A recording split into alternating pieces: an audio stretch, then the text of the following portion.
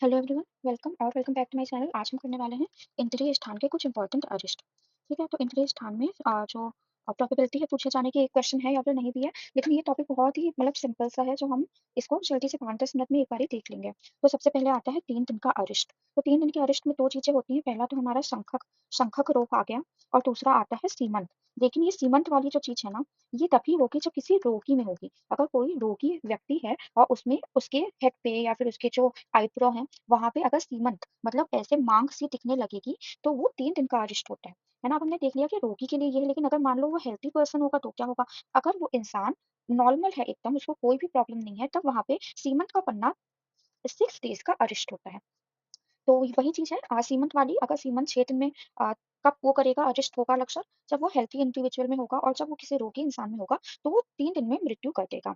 अब 6 दिन हम कर रहे हैं, सीमंत वाला हमने कर लिया है, तो एक और चीज़ याद रखनी है कि अगर कोई व्यक्ति है और वो अपने केशों को खींचता है, मतलब उसको खींचने की कोशिश करता है और वो बाल निकल भी जाते हैं आराम से, लेकिन उसको पेन नहीं होता है ना? तो वो भी 6 रात का अरिष्ट होता है ना? और इसमें क्या आया है? आयम्यो उत्पादिन केशान। यो नरो ना उच्यते। ये लाइन करके आएगी, है ना? तो ये समझ जाएँगे किसका 6 दिन का अरिष्ट है। फिर आता है 7 दिन का। तो 7 दिन का अरिष्ट क्या होता है? 7 दिन का अरिष्ट तब होगा जब अग्नि, तो ऐसे याद रखेंगे, अग्नि अगर नीली दिखेगी, है ना? तो मतलब नीली या फिर निष्प्रभा दिखेगी, है ना? ऐसा करके कुछ तो आया है ना? तो अग्नि से याद रखेंगे, है ना? बहुत डिटेल में नहीं जाएँगे, अग्नि से याद रखेंगे। तो अग्नि के चारों तरफ घूम के क्या लेते हैं? 7 फेरे लेते हैं। तो अग्नि वाला किस में आ गया? 7 फेरे में आ गया। फिर इसके बाद में आता है हमारा, अगर मान लो कोई इंसान बार-बार उठता है और फिर वो मोहित हो जाता है, मतलब उसको, तो उसके लिए आता है उत्थाप्यमानः शयनात् प्रमो याति नरः प्रमुः याति यो नरः मुहुर्मुहुः, है ना? यो नरः मुहुर्मुहुः। तो इस केस में क्या होता है? ये 7 दिन का अरिष्ट होता है ना? तो ऐसे याद रखो, सोते कितने घंटे हैं हम? 6 टू 7 आवर्स सोते हैं ना? अब 6 तो हमें पता है कि 6 वाला तो केवल 2 जगह आया हुआ है ना? तो हम ये समझ जाएँगे कि यहाँ पे 7 है, क्योंकि 6 तो हो ही नहीं सकता, ठीक है? फिर इसके बाद में आता है हमारा 15 डेज़ का अरिष्ट। 15 डेज़ के अरिष्ट में ग्रहणी वाली एक चीज़ आती है, तो अगर ग्रहणी आता है, तो ग्रहणी में 15 याद रखेंगे। प्रतिलोम-अनुलोम बताया गया है इसके लिए, है ना? प्रतिलोम-अनुलोम व्यापन्ना ग्रहणी करके कुछ है ना? तो उसमें 15 डेज़ का है, तो हम याद रखेंगे ग्रहणी से।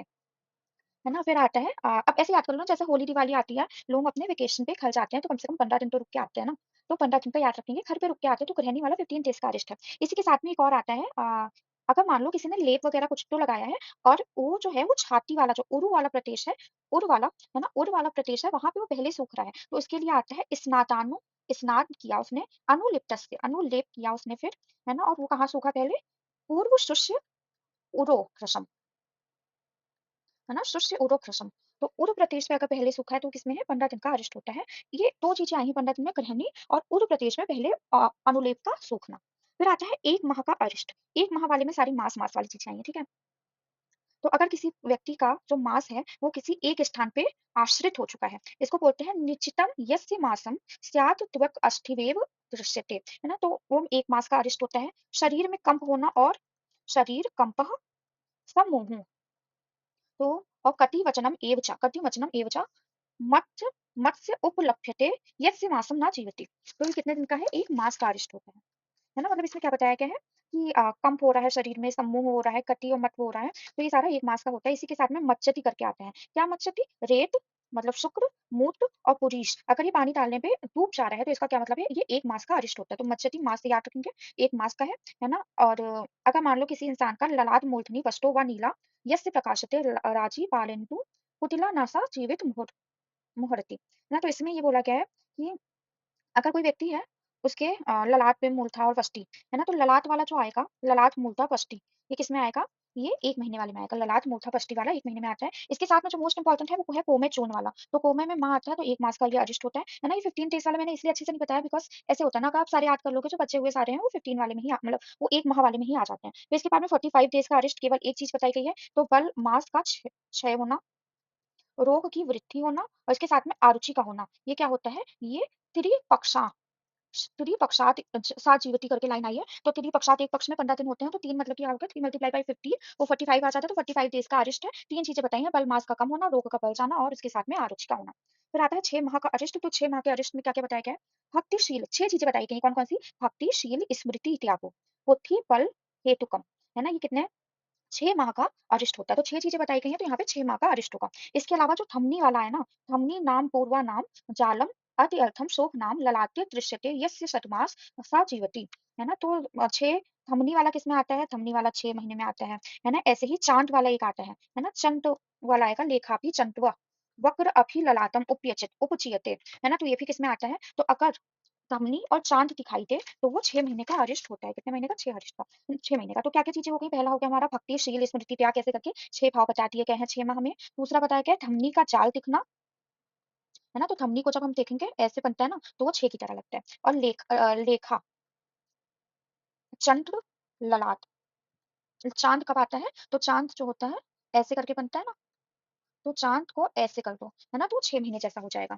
तो 6 माह साल आता है चाँद में। फिर आता है 1 वर्ष का अरिष्ट, 1 वर्ष का इम्पोर्टेंट है ना? इम्पोर्टेंट भी है और याद भी हो जाता है, तुरंत याद हो जाएगा, अभी देखना, है ना? तो पुष्पकंठ वाला जो होता है वो आता है इसमें पुष्पकंठ, अरु ज्योति। तो ज्योति जब चलती है ऐसे दीपक में तो एक ही तो होती है ना? तो ये 1 से याद रखेंगे 1 वर्ष हो गया। बलि विषयक, अगर कोई बलि देता है और उसकी बलि एक्सेप्ट नहीं होती है, ऐसे करके कुछ तो आता है ना? तो बलि विषयक जो आता है वो भी किसमें आता है? 1 वर्ष वाले में आता है। बलि 1 वर्ष। इसके सामने इसके बाद में सॉरी इसके बाद में आता है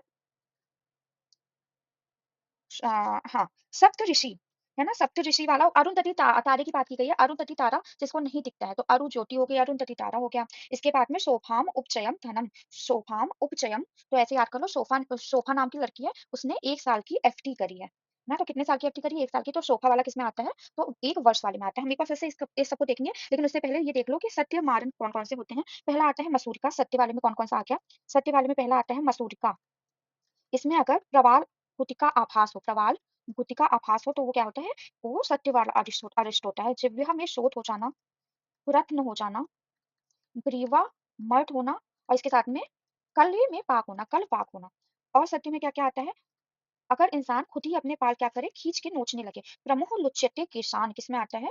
प्रमुख लुच्येत केशान आता है सत्यमारन में। ठीक है? तो इसके बाद में हम एक बार फिर से देख लेंगे ये सारी चीज़ें, है ना? तो एक बार अच्छे से हो जाएगा। सॉरी, है ना? तो सबसे पहले 3 दिन के अरिष्ट के बारे में बताया गया, शंखक रोग आया, सीमंत वाला आया, लेकिन रोगी में, है ना? अगर रोगी नहीं होगा, हेल्थी पर्सन होगा, तो 6 दिन का अरिष्ट होता है। इसमें लाइन आई है, आयम्यो उत्पातिनाम केशान यो नावे न उत्थिते, है ना? तो इसमें भी ये भी जो होता है 6 दिन का ही अरिष्ट होता है ना? उत्पातितान केशान करके आएगा, है ना? फिर आता है 7 दिन के लिए, तो अग्नि के 7 फेरे लेते हैं, तो 7 दिन का किसमें आता है? अग्नि में आता है। और सो के कब उठते हैं? जब 7 घंटे की नींद पूरी हो जाती है। तो उत्थाप्यमानम शयनात वाला जो है वो भी 7 दिन में आता है। गृहिणी क्या होता है? जब घर पे जाते हैं वेकेशन में, तो 15 दिन रुक के आते हैं, तो 15 डेज़ का अरिष्ट होता है। और इसके साथ में यहाँ पे आता है स्नात अनुलिप्यते लिप्तस्य, अगर मान लो अनुलेप करा है स्नान के बाद में, जो ऊर्ध्व प्रदेश है वहाँ पे अगर पहले सूख जाएगा, तो वो भी 15 दिन का अरिष्ट होता है। ऊर्ध्व प्रदेश वाला किसमें आता है?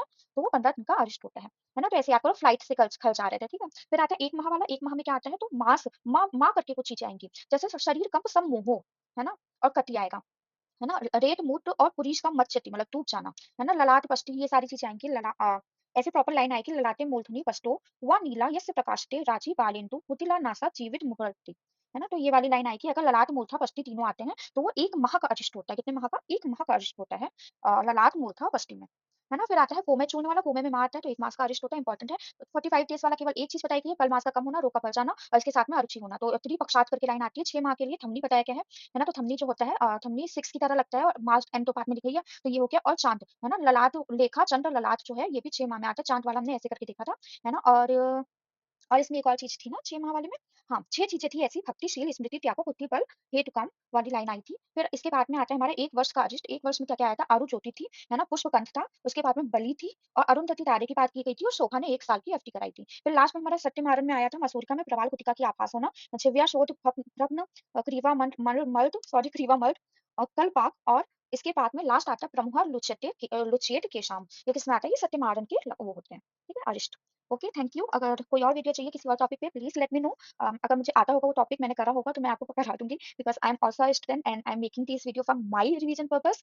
जैसे मैं कभी फ्री टाइम में सोने से पहले या फिर एवं इधर उधर वीडियो देख के रिवीजन कर लूँ। So I am posting this so that this video can help you also. और इसी के साथ thank you so much, and अगर आपको वीडियो पसंद आया हो, consider subscribing to my channel, like comment and subscribe. Thank you.